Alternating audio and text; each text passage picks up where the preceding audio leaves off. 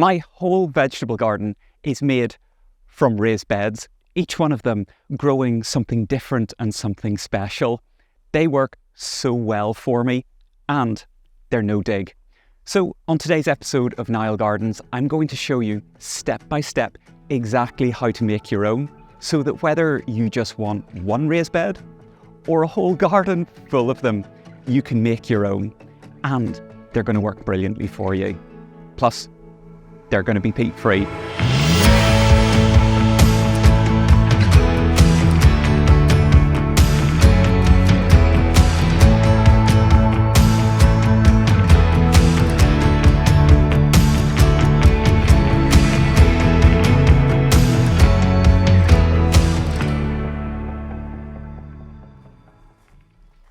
Hey everyone, how's it going? And welcome back. When I first started designing my vegetable garden, I knew that I really wanted it to be based around a whole series of raised beds, because for me, they add a form and a structure that just looks great. They require zero digging, which saves just huge amounts of time and energy. They add instant growing depth because you're adding compost on top of what you've already got. And because each one allows you to reach into the centre, you don't end up trampling on them, compacting the compost or the soil. Plus, they allow you to create a growing space pretty much anywhere, and they can help avoid waterlogging issues because they're raised. Basically, can you tell? I think they're super. I have 14 of them here in the veg garden, and I've decided I want more. So let's get building. I'm going to put an extra 2 into the veg garden behind me, and while I'm doing it, I'm going to explain to you exactly how you can do it for yourself. And this is where my 2 new raised beds are going to go. I normally don't like showing really messy parts of my garden, but I'm just going to have to lean into this and show you it. At the end of the vegetable garden, there used to be 3 really big, well, we always call them cypress mushrooms, big kind of pom-pom, cloud-clipped shaped cypresses. I decided they had to go. I wanted to push back up the vegetable garden so I had a bit more room and so I could put a new greenhouse in. But what that's left me with is a really quite bare, messy area. An area that I haven't yet brought the nice gravel up to because I knew I was going to be working here, and it means it's now covered with weeds. So let's get cracking, because the first step is to get all of this stuff cleared. This is looking nice, isn't it? For the last few weeks, I have been using here as a little bit of a dumping ground, as you can see, throwing piles of weeds onto it, not really doing very much. And you can also see that where you might have a hedge or a shrub or a tree or a big plant that shades out a lot of the ground, there's no weed growth. And as soon as you lift it, the weeds go wild. And that's exactly what's happened here. The great thing about making a no-dig bed or a no-dig raised bed is that you technically don't need to clear away any of the undergrowth. You can just work on top of it. But saying that, I have a lot of very dry woody material that I've piled up here, and the weeds are fairly high. So what I am going to do is just basically use my shovel. You can use anything you want. You could trim it down. You could go over with a lawnmower. I'm going to use this almost like a hoe and just cut through so that I can lift away a lot of this weed material first. That's the first step. And then we'll get building the raised bed itself. So I'm going to get cracking. Right, we're going to take a break from all of that clearing to talk about what you're actually going to fill your raised bed with. And the reason I'm talking about this now is it's something that you really do want to have a think about before you actually build your raised bed. Because if you use your own homemade materials like homemade compost, leaf mold, wood chip, you need to make sure that you're going to have the right amount. And similarly, if you want to order some stuff in, you want to make sure that you have the right amount as well. And you want to make sure that you get it ordered in time.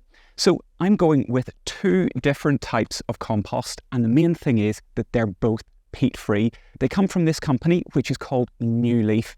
They're fantastic, and I'm working with them all year. What's great about them is that they will deliver to you, whether it is a large bag like this or whether it's smaller bags that you would be used to getting at the garden centre. But where these bags, these really big bulk bags come in handy is that they're so much better value. If you think that you're going to need about one of these bags to fill the raised bed that I'm making, which is about 8 foot by 4 foot by, about 8 inches deep, you can imagine that if you bought a load of individual bags at the garden centre, that's going to cost you a lot of money, whereas this is a much more affordable solution. Now it's on to step number 2, because we've got the area cleared. And as you can see, it's not absolutely perfectly clear. I've just lifted the worst of the material away, and I'll explain why you don't need to be absolutely perfect with your clearing in a little bit. But let's talk about actually building your raised bed and what to use. And this is what I use every time. Scaffolding planks or scaffolding boards. And I use them for several reasons. For starters, they are really heavy duty. In fact, they're just heavy. You buy them in 2.4 metre lengths, which is about 8 foot, which means that they make the perfect raised bed size without having to make loads and loads of cuts, because cutting through this wood is fairly heavy duty to do in itself. So what I make them is I make them 8 foot by 4 foot, which is one length of one board and one board cut in half. These are great because you can buy them new and they're really easy to get hold of. Pretty much any hardware shop or store is going to stock them, but they are a bit expensive. And if you want to be a little bit more cost effective and you don't want to shell out on brand new timber, if you keep an eye out on online websites where second-hand things get sold, quite often you'll see reclaimed scaffolding boards where you get them for truly a fraction of the price. So now that I've got this, all I need to do is start setting the wood out and screw it all together. And within a matter of minutes, we're going to have the first of the 2 new raised beds.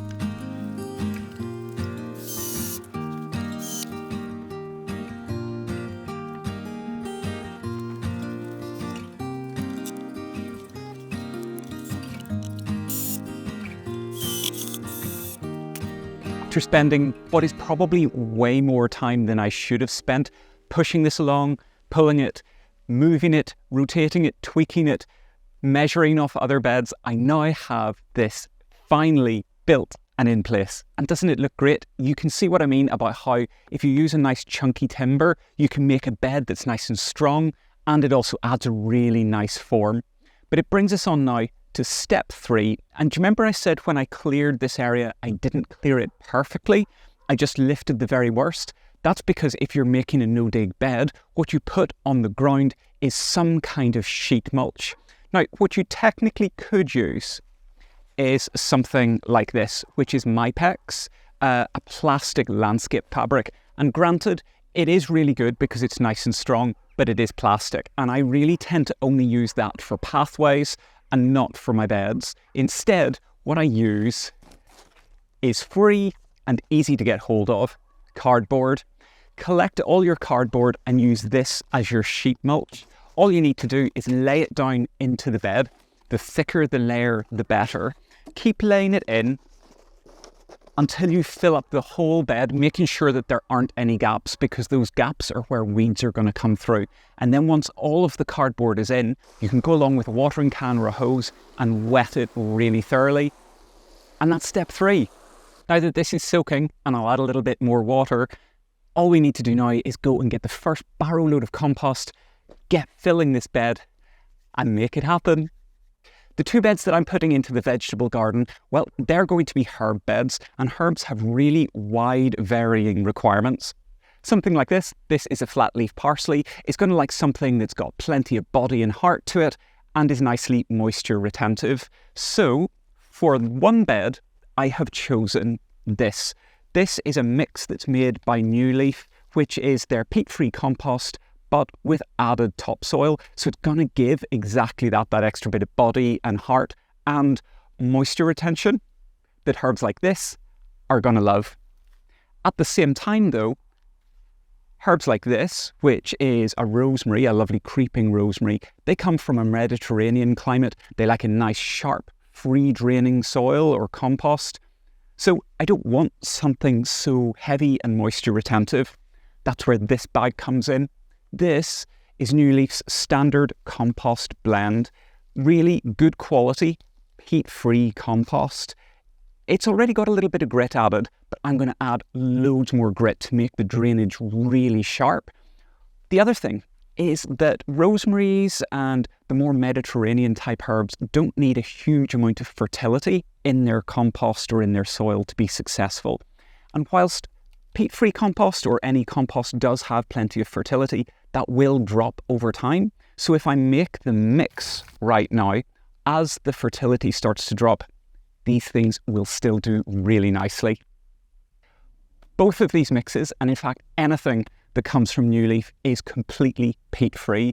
The world really is going peat-free, and it should go peat-free, and we need to make that change now, sooner rather than later, for the planet, and so that we can also learn how to grow with these things. That's why I'm going with this. Now, let's get back to the beds.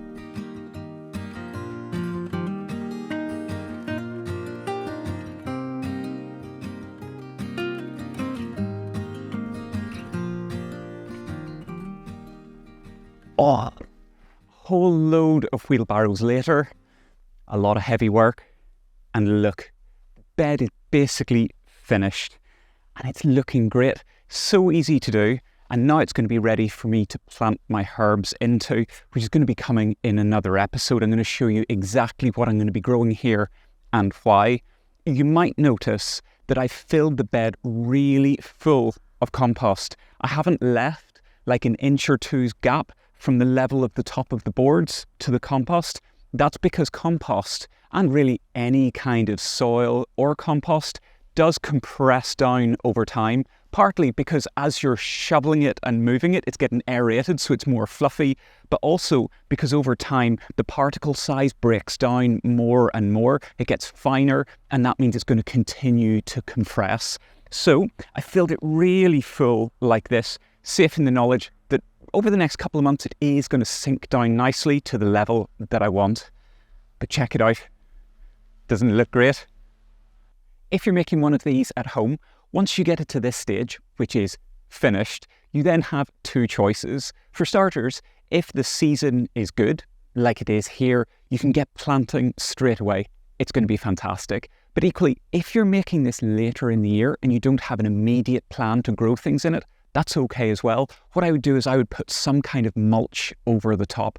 But by mulch, I mean more like a sheet mulch, something like more cardboard, maybe some black plastic, something that's going to exclude all the light so that it can sit without any weed growth. And then when you're ready to grow, you can just lift it off. You'll have this perfect layer of compost and you can get planting. But that's it. 4 really easy steps to creating your own no-dig raised bed full of lovely compost. Step 1, get the ground ready. Step 2, build the bed itself. Step 3, put in some kind of sheet mulch between the ground and what you're going to be filling your bed with. And then finally, step 4, fill it with some really good quality stuff. And then all you need to do is enjoy. If you've already got raised beds and you want to know what to do to get them ready for the winter, check out this video here because I made a video all about how to prepare your beds for the winter. And until next time, see you later.